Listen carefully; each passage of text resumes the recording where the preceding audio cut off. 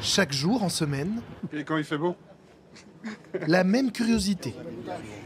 En début d'après-midi, les mouettes partagent le quai avec une dizaine de retraités. Jean-Louis et puis Guy. Si, on se connaît tous. Hein. C'est sympa, il y a plein de monde. Puis ça fait sortir, quoi. C'est surtout ça. Tous patientent pour une chose. Les bateaux qui arrivent. Là, il y en a un dans l'ouest, ça y est. Dans 20 minutes, il est là. 16h30, arrivée au port des premiers bateaux. Dans leur caisse, toutes sortes de poissons, de crustacés. Jérôme, les crabes, il a monté aussi? Et parfois des surprises, comme ce requin AA.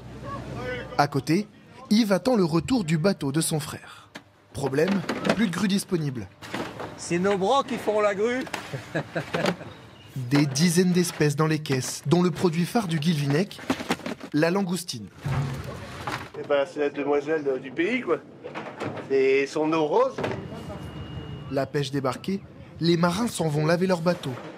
Laissent les retraités s'occuper de leurs marchandises. Ils vont où les poissons après? Là, tiens, viens voir. Il y a les tableaux avec les bateaux, le nom du bateau et qu'est-ce que c'est comme produit. Ils seront vendus plus tard. Tous les bateaux ne sont pas arrivés. Les derniers débarquent dans la nuit, puis le port s'endort, pour quelques heures seulement. 5 heures du matin. Ça va? La criée est un monde de lève-tôt. Toute la marchandise pêchée la veille est ici. 40 tonnes de poissons et de fruits de mer. Emmanuel est marailleur, un marchand de poissons. Ils sont une dizaine comme lui à inspecter les caisses. Notre objectif le matin, c'est de pointer les lots qui nous intéressent de poissons, qu'on veut les acheter. Là, on regarde le merlu, la qualité, s'il est bien ferme ou non. C'est le meilleur moment. Après, on est fiers de ce qu'on a acheté, si on a fait des bons coups. Rien ne se réserve. C'est une vente aux enchères. Elle débute dans quelques minutes. Emmanuel et ses collègues la suivent sur ordinateur, car ils enchérissent aussi sur les autres criées de Bretagne pour avoir le poisson au meilleur prix. Est-ce qu'on prévoit un peu de barre de ligne ce matin? Là, ça commence à 5h30, ça commence par ça. Le stress monte. Il se ressent surtout dans la salle des ventes. 150 acheteurs ce matin-là, seulement 5 présents physiquement. Écoutez, vous avez 2 tableaux, 2 boutons, donc un bouton pour chaque tableau. Et après, il faut suivre les enchères. C'est pas dans mes prix. Donc je surveille, mais j'approche même pas mes doigts des boutons parce que au risque de faire une erreur, pas ces prix-là. Cédric Autrette se rabat sur le requin AA, 1,30 € le kilo. En une demi-heure, c'est déjà fini. Tout a trouvé preneur. La difficulté désormais pour les caristes, c'est de trouver qui a acheté quoi et de ne pas se rentrer dedans. Chaque lot peut avoir un acheteur différent, donc on essaye de prendre par acheteur, quoi. Faut être bien réveillé pour éviter les accidents, quoi. Ouais, c'est clair.